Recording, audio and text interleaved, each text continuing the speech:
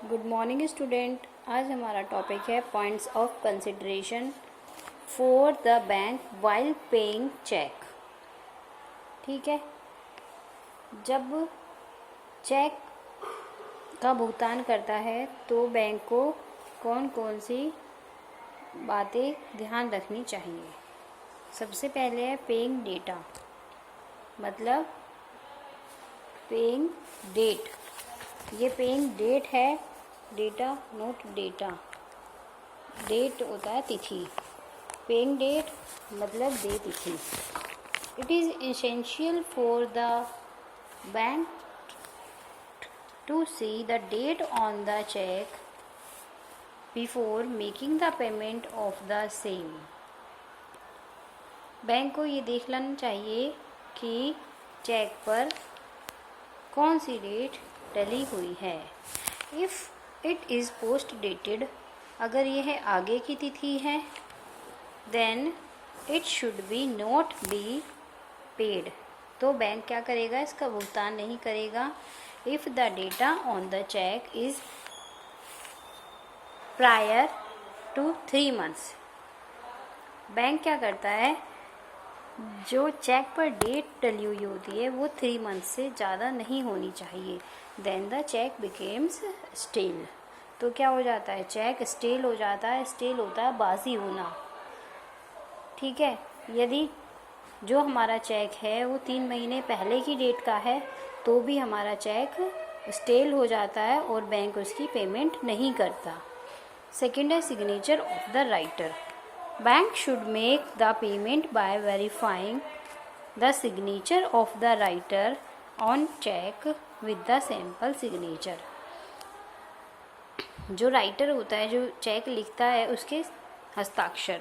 Bank क्या करता है, bank should make the payment. जब बैंक पेमेंट देता है तो क्या करता है, वो लेखक के हस्ताक्षर किससे मिलाता है, जो उनके पास सैम्पल सिग्नेचर होता है उससे पहले लेखक के सिग्नेचर टैली करता है। Eligible writing, if the date, amount and receiver's name etcetera are eligibly written on the cheque, then the payment of such cheque should not be made. यदि चेक पर तारीख, अमाउंट या जो रिसीव कर रहा है चेक, उसके नाम ठीक से दिखाई नहीं दे रहे या पढ़ने में समझ नहीं आ रहे चेक पर, तो क्या होता है, बैंक ऐसी चेक को पेड नहीं करता, बैंक ऐसे चेक का पेमेंट नहीं करता। उसके बाद है deposited amount in the account. If the amount equal to the amount of cheque is not there in the account of the writer of cheque and there is not any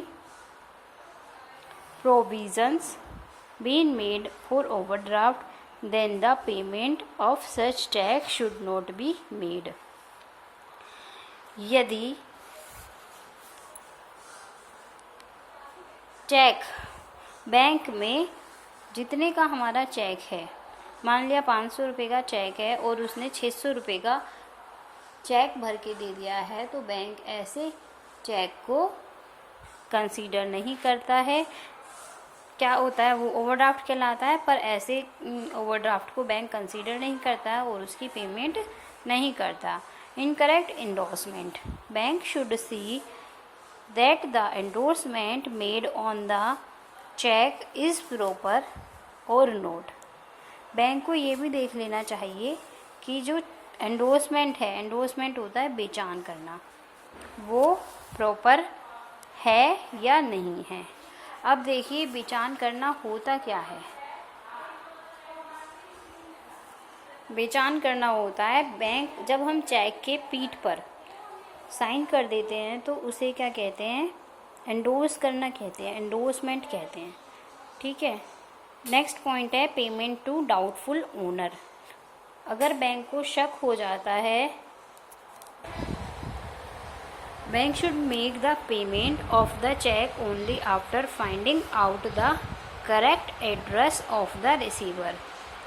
अगर bank को भी थोड़ा सा भी शक है, उसके स्वामी पर, ओनर पर थोड़ा सा भी संदेह होता है, तो बैंक पहले तो उसका एड्रेस फाइंड करता है रिसीवर का, उसके बाद ही उसे भुगतान करता है, अदरवाइज़ बैंक उसे भुगतान नहीं करता। वेरिफिकेशन ऑफ करेक्टनेस, बैंक क्या करता है, करेक्टनेस की वेरिफिकेशन करता है। बैंक शुड वेरीफाई, बैंक को वेरीफाई कर लेना चाहिए कि चेक करेक्ट है, शुद्ध है या नहीं। It should not make the payment in doubtful situation, अगर बैंक को थोड़ा सा भी डाउट है तो उसे पेमेंट नहीं करनी चाहिए।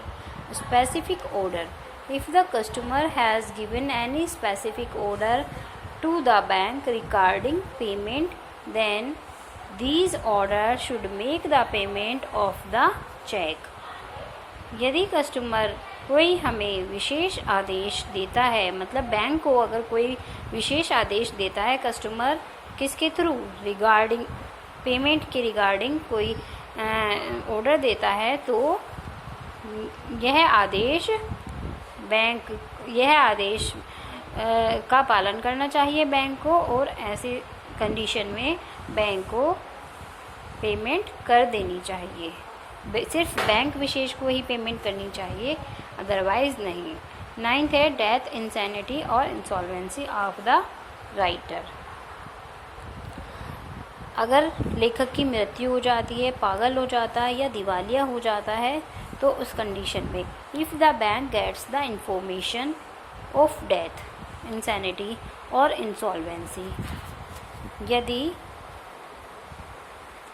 बैंक को पहले से ही कोई इन्फॉर्मेशन, कोई सूचना मिल जाती है कि लेखक दिवालिया, पागल या मृत्यु हो जाती है, तो then it should not make the payment of such cheque of the customer. तो कस्टमर, ऐसी कंडीशन में भी कस्टमर को क्या करना चाहिए, पेमेंट नहीं करना चाहिए।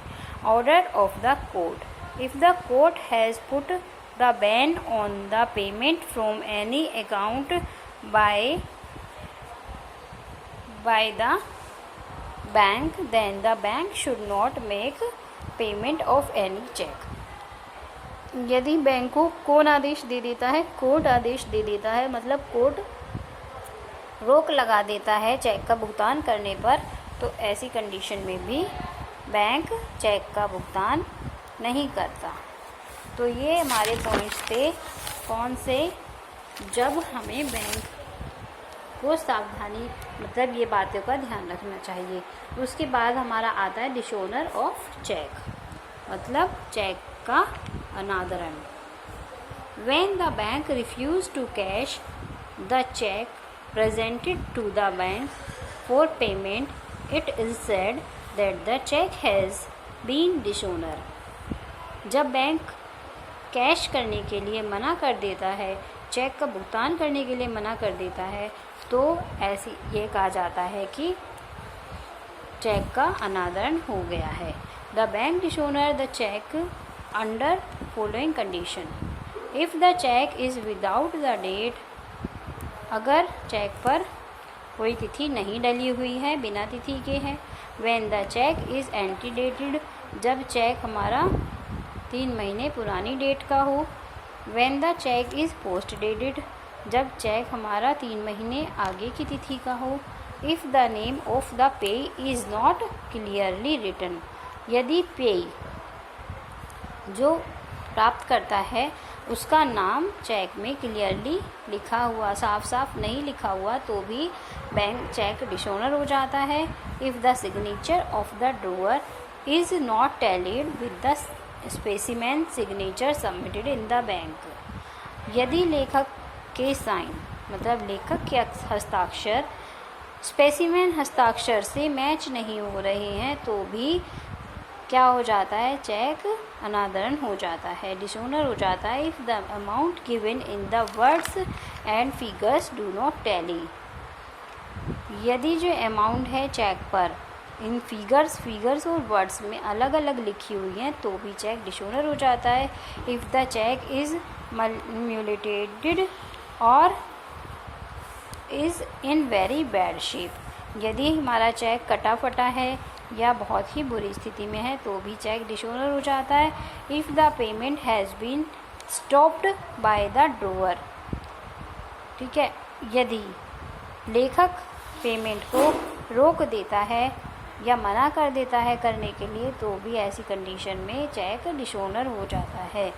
If there are cuttings and over writings without the signature of the drawer under them, यदि चेक पर कहीं कटिंग या ओवर राइटिंग है लेखक के बिना साइन के, ठीक है, मतलब वो क्या होता है कि जो जब हमारी चेक में कुछ कटिंग हो जाती है तो लेखक उसे सही करके और उस पर अपने साइन कर देता है, इनिशियल साइन जिसे कहते हैं। अगर वो नहीं होते तो उस कंडीशन में भी क्या होता है, चेक डिसऑनर हो जाता है। If the drawer does not have any account, यदि लेखक का कोई भी अकाउंट नहीं है तो ऐसी कंडीशन में भी क्या होता है, चेक डिसऑनर हो जाता है। अब देखिए इसके बाद है एडवांटेजेस ऑफ चेक, मतलब चेक के लाभ। सबसे पहले है कन्वीनियंस इन पेमेंट, भुगतान करने की सुविधा मिलती है। The payment of large amount by cheque is convenient, जो बहुत बड़ी रकमें होती है उनका भुगतान क्या होता है, चेक से करने में सुविधा हो जाती है। क्यों हो जाती है, हमें रुपया अपने साथ लाना या ले जाना नहीं पड़ता। सेकेंड है सेफ्टी इन पेमेंट, भुगतान में सुरक्षा हो जाती है, ठीक है। If the payment is made by closed cheque then the person making payment remains completely safe, यदि चेक मतलब चेक का रेखांकन जो होता है, अगर हम चेक का रेखांकन कर देते हैं ऐसे, तो क्या होता है, उस कंडीशन में हमारा चेक सुरक्षित हो जाता है। थर्ड है कन्वीनियंस इन ट्रांसफरिंग, हस्तांतरण करने में सुविधा हो जाती है। It became risky, inconvenient and expensive to send the money from one place to another place, cheque द्वारा रुपया एक स्थान से दूसरे स्थान को आसानी से भेजा जा सकता है, आसानी से ट्रांसफ़र किया जा सकता है। उसके बाद है एविडेंस ऑफ पेमेंट, मतलब भुगतान का प्रमाण। एविडेंस होता है प्रमाण, जिसे हम सबूत भी कहते हैं, सबूत, ठीक है। The evidence of the payment by cheque is kept in the account of bank, क्या होता है, किसी भुगतान के संबंध में अगर इससे क्या होता है, हमारे पास बैंक के पास क्या होता है, पेमेंट का सबूत होता है, एविडेंस होता है। यदि किसी संबंध में हमारा झगड़ा हो जाता है तो यह भुगतान प्रमाण होता है, एक तरीके से एविडेंस होता है। Saving of time, the labour and time is not wasted in counting the coins and notes of the giver of and receiver of the rupees in making payment of check, cheque द्वारा भुगतान करने में रुपया देने वाले को और पाने वाले को क्या होता है, गिनने में और खोटा पहचानने या नोट नकली तो नहीं है ये सब पहचानने या समय श्रम को नष्ट नहीं करना पड़ता। तो स्टूडेंट यहाँ पर आपका चैप्टर फिनिश होता है, कंप्लीट होता है तुम्हारा 4th chapter. Thank you class.